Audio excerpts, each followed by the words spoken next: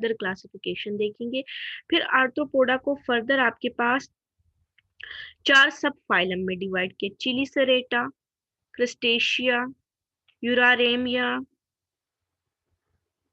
ट्रिलोबिटोमोर्फा। तो ये 4 सब फाइलम्स है जिसमें इसको डिवाइड किया गया है। ठीक है, आपके पास 4 सब फाइलम है, चिलीसेरेटा, क्रस्टेशिया, यूरारेमिया एंड ट्रिलोबिटोमोर्फा। ये इसके हो गए सब फाइलम्स। अब आपके पास जो चिलीसेरेटा है उसको फर्दर 3 क्लासेस में डिवाइड किया गया है, मेरोस्टोमा क्लास में, एरेक्निडा क्लास में और पिक्नोगोनिडा क्लास में। अब जो क्रस्टेशिया है उसको फिर फर्दर सेवरल क्लासेस में डिवाइड किया गया है, रिमिपेडिया, सिफेलोकार्डिया, कोपोडा क्लास, सिरिपीडिया क्लास, ब्रेंचियोपोडा क्लास और मेलोकोस्ट्रेका क्लास में। ठीक है, तो ये सारी की सारी इसकी क्लासेस होगी। अब इस फ्लो चार्ट को अगर आप मेमोराइज कर लेंगे तो आपके लिए काफी ज्यादा इजी होगा कि आप क्लासिफिकेशन को समझ सके। अगर आपका कोई भी क्वेश्चन हो स्टूडेंट्स तो आपने नीचे कमेंट बॉक्स में उस पे कमेंट पे पूछ लेना है कि ये क्वेश्चन है या यहाँ से समझ नहीं आई। कोई भी वीडियो हो, चाहे ये हो या कोई भी हो। ठीक है, अब हम इसकी क्लासिफिकेशन को एक एक फाइला और क्लास को डिटेल में पढ़ेंगे। ठीक है, let me share the book for you। अच्छा, तो ये है अब हमारे पास क्लासिफिकेशन इसकी। ठीक है, सबसे पहले हमने देखा कि हमारे पास था फाइलम आर्थ्रोपोडा। तो जितने भी आपके पास एनिमल्स है फाइलम आर्थ्रोपोडा के, उनमें मेटामेरिज्म और टेगमेटाइजेशन होगी। प्रीवियस लेक्चर में हम पढ़ चुके हैं कि मेटामेरिज्म क्या होती है और उसमें टेगमेटाइजेशन क्या होती है। इनका जो एक्सोस्केलेटन होगा वो जॉइंटेड होगा, मतलब एक दूसरे से जुड़ा हुआ होगा, क्योंकि सेगमेंटेड बॉडी है तो स्केलेटन भी जॉइंटेड होगा।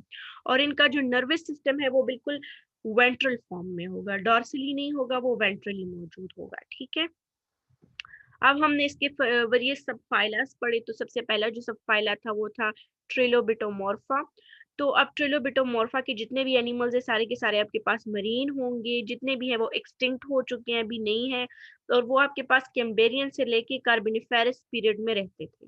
अभी तो एक्सटिंक्ट हो गए लेकिन उस टाइम में थे, मतलब ये एंसेस्टर्स थे। ठीक है, अब इनकी जो बॉडीज थी ना वो डिवाइड हुई थी 3 लॉन्गिट्यूडनल लोब्स में, मतलब 3 इस तरह के हिस्से थे जिसमें इनकी बॉडी डिवाइड हुई थी। Let me draw.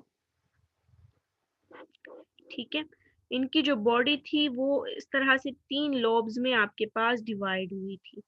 ठीक है, ये जो ट्रिलोबिटोमोर्फा के एनिमल्स थे 3 लोब्स में डिवाइड हुई थी। तो एक लोब उनका हेड हो जाता था, दूसरा लोब उनका थॉरेक्स हो जाता था और तीसरा जो लोब होता था वो उनका एब्डोमेन हो जाता, या मिड वाला एब्डोमेन और साइड वाला हेड और थॉरेक्स, इसी तरह का कुछ था। ठीक है, अब इनमें एक पेयर प्रेजेंट था एंटीना का। ठीक है, एंटीनास जो सिग्नल और सेंसरी परसेप्शन के लिए यूज होते हैं, जैसे कॉकरोच के पास एंटीनास होते थे। और बायरेमस अपेंडेजेस थे।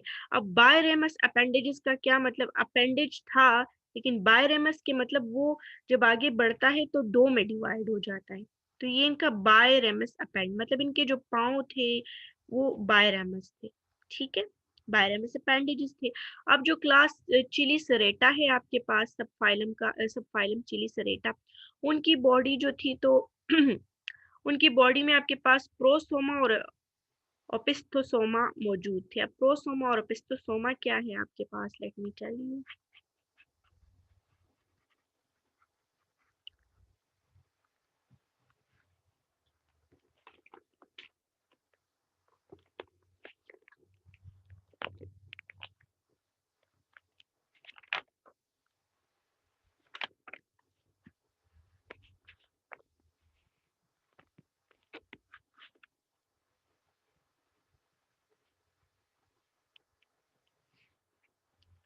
अच्छा, आपके पास ओपिस्थोसोमा क्या होता है, ये आपके पास जो स्पाइडर्स वगैरह हैं, उन स्पाइडर्स वगैरह हैं उनकी जो एब्डोमेन होती है उसको आपके पास ओपिस्थोसोमा कहते हैं। स्पाइडर और भी बाकी जितने भी एरेक्निड क्लास के जो आपके पास एनिमल्स हैं उन सब के एब्डोमेन्स को आपके पास ओपिस्थोसोमा कहते हैं। ठीक है, और प्रोसोमा उनके माउथ को कहते हैं। इसके बाद आपके पास है कि इनके जो सबसे पहले पेयर ऑफ अपेंडेजेस थे वो बिल्कुल पिंसर की तरह होते हैं और फीडिंग के लिए यूज होते हैं। पिंसर क्या होता है, जो आप पलास देखते हो, तो इस तरह आपने मोस्टली क्रैब्स वगैरह को देखा होगा, उनके इस तरह से अपेंडेजेस होते हैं। तो कहते हैं जो सबसे पहला जो इनके पेयर ऑफ अपेंडेज होते हैं वो बिल्कुल पिंसर की तरह होता है, बिल्कुल इस तरह से होता है। ये फिर इधर से ज्वाइंट भी हो सकता है, खोल भी लेते हैं बिल्कुल पलास की तरह से। तो ये यूज करते हैं फूड को कैप्चर करने के लिए। अब इसके बाद है आपके पास क्लास मेरोस्टोमेटा। तो ये इसमें सारे के सारे जो एनिमल्स होते हैं, मरीन है, समंदर में रहते हैं, उनके बुक गिल्स हैं और ओपिस्टोसोमा उनमें मौजूद है। ओपिस्टोसोमा जो मैंने आपको अभी बताया कि एब्डोमेन है स्पाइडर और बाकी अरेक्निड्स का। अच्छा, अब इस बुक गिल्स का क्या मतलब है? इनमें गिल्स मौजूद होती है लेकिन उसमें वेरियस मेम्ब्रेनियस लेयर्स होती है, ठीक है। तो वो इस तरह से अरेंज हुई होती हैं वो मेम्ब्रेन्स गिल में, जिस तरह आपके पास एक बुक में पेजेस होती हैं, इसीलिए उन गिल्स को बुक गिल्स कहते हैं, ठीक है। और ये बुक गिल्स आपके पास गेशियस एक्सचेंज के लिए यूज होते हैं। अब इसकी टू सब क्लासेस हैं, यूप्टर्डिया, और उसमें आपके पास सारे के सारे एक्सटिंक्ट आर्थ्रोपोड्स हैं, जिसमें आपके पास जायंट वाटर स्कॉर्पियन, जियोस्फोरा, होर्सशू क्रैब्स, इम्यूलस, ये सारे के सारे एनिमल्स इसमें आ जाते हैं। अब इसके बाद है आपके पास क्लास अरेक्निडा। अरेक्निडा को आपने ऐसे याद रखना है कि बस स्पाइडर वाली क्लास है आपके पास, ठीक है। स्पाइडर वाली क्लास है, इसमें आपके पास स्पाइडर्स मौजूद होते हैं। तो इसमें ज्यादातर जो आपके पास एनिमल्स है सारे के सारे टेरेस्ट्रियल है। टेरेस्ट्रियल मतलब लैंड पे रहते हैं। उनमें भी आपके पास बुक लंग्स है, ट्रैकिया मौजूद है। ट्रैकिया आप जानते हैं सांस की नाली है, ठीक है। बुक या तो उनमें बुक लंग्स होंगी या ट्रैकिया होगा, या दोनों भी मौजूद हो सकते हैं। इनमें आपके पास 4 पेयर ऑफ वॉकिंग लेग्स होंगे एडल्ट्स में। एडल्ट्स में 4 पेयर होंगे। 4 पेयर का क्या मतलब टोटल 8 लेग्स हैं लेकिन पेयर उनकी 4 है एडल्ट में। अब इसकी एग्जांपल आपके पास स्पाइडर्स हैं, स्कॉर्पियंस हैं, टिक्स हैं। स्पाइडर और स्कॉर्पियन को, बिच्छू और स्पाइडर को तो आप जानते हो। टिक्स भी आपके पास जो है, तो ये जो एनिमल्स होते हैं इनमें जो लाइस की तरह के आर्थ्रोपोड्स होते हैं वो टिक्स हैं। इसके अलावा माइट्स हैं और हार्वेस्टमैन और अदर बाकी एनिमल्स भी हैं। आप सबके इमेजेस को गूगल करके देख सकते हैं। अब इसके बाद है क्लास पिक्नोगोनेडा। तो इसमें आपके पास एब्डोमेन काफी ज्यादा रिड्यूस है। इनमें कोई स्पेशल रिस्पायरेटरी या एक्सक्रीटरी स्ट्रक्चर मौजूद नहीं है, जैसे उधर बुक लंग्स थे, बुक गिल्स थे। यहाँ पे कोई खास रिस्पायरेटरी ऑर्गन मौजूद नहीं है, न ही कोई खास एक्सक्रीटरी स्ट्रक्चर मौजूद है। इनमें 4 पेयर के लेग्स भी हो सकते हैं और 6 पेयर ऑफ लेग्स भी हो सकते हैं, मतलब 12 लेग्स भी हो सकते हैं और उसके अलावा 8 लेग्स भी इनमें हो सकते हैं। ज्यादातर ये ओशंस में मौजूद होते हैं। और आपके पास इसकी एग्जाम्पल में कौन सा एनिमल आता है, कौन से एनिमल्स है जो इस क्लास में आते हैं? सी स्पाइडर्स, ठीक है। अब इसके बाद है आपके पास सब फाइलम क्रस्टेशिया। तो क्रस्टेशिया में जितने भी एनिमल्स हैं आपके पास सारे के सारे एक्वेटिक हैं। उनके हेड में 2 पेयर ऑफ एंटीनाज होंगे, मतलब टोटल 4 एंटीनाज मौजूद होंगे। एक पेयर उनमें मैंडिबल्स का होगा और 2 पेयर उनमें मैग्जिला के होंगे। मैंडिबल्स आपके पास अपर जा को कहते हैं, मैग्जिला लोअर जा को कहते हैं। तो मतलब टोटल इनमें 4 जाज होंगे। दो दो इनमें मैंडिबल्स होंगे और 2 इनमें मैग्जिला होंगे। और इनमें भी बायरेमस अपेंडेजेस है। बायरेमस जो कि एक अपेंडेज आगे से 2 में डिवाइड हो जाता है। इसके बाद है क्लास रेमिपीडा। तो इस ये भी आपके पास सिंगल स्पीशी है और ये आपके पास ज्यादातर गारों में रहते हैं, कैव ड्वेलिंग क्रस्टेशियंस हैं और बहामास कंट्री में रहते हैं, ठीक है। अब इनके बॉडी में तकरीबन 30 सेगमेंट्स होते हैं और वो सारे के सारे बिल्कुल यूनिफॉर्मली, मतलब एक जैसे ही लाइक कर रहे होते हैं। 30 सेगमेंट्स होते हैं और इनमें भी बायरेमस अपेंडेजेस होते हैं। इसके बाद एक क्लास सेफेलोकार्डिया। तो सेफेलोकार्डिया आपके पास छोटे छोटे होते हैं, 3 मिलीमीटर तक होते हैं, मरीन क्रस्टेशियंस है और इनकी भी बॉडी बिल्कुल यूनिफॉर्म होती है, बिल्कुल लीफ की तरह की होती है। अब इनके जो अपेंडेजेस है वो ट्रायरेमस है। ट्रायरेमस बता देती हूँ आपको किस तरह से होते हैं। अब देखें, ये आपके पास हो गई अपेंडेज, ठीक है। तो ये आगे से इस तरह से होती है, 3 इसके वो निकले होते हैं, ठीक है। तो ये ट्रायरेमस हो गई। अब इसके बाद आपके पास क्लास है ब्रेंचियोपोडा। तो क्लास ब्रेंचियोपोडा का क्या होता है, वो बिल्कुल फ्लैटेंड है, बिल्कुल फ्लैट है, लीफ की तरह के अपेंडेजेस हैं और इनके जो अपेंडेजेस हैं वो ही रिस्पायरेशन में यूज होते हैं। फिल्टर फीडिंग का ये मतलब है कि जब फीडिंग करते हैं तो कुछ चीज़ों को वो फिल्टर आउट कर देते हैं जिनकी ज़रूरत नहीं होती है, जो वेस्ट होते हैं, जो हार्मफुल होते हैं, मतलब जैसे आप कहते हो कि प्लाज्मा मेम्ब्रेन सेमी परमिएबल है, तो इस तरह ये भी चीज़ों को फिल्टर करके उसके बाद फीडिंग करते हैं। लोकोमोशन के लिए भी यूज़ होते हैं इनके अपेंडेजेस। ठीक है, ज़्यादातर फ्रेश वाटर में रहते हैं।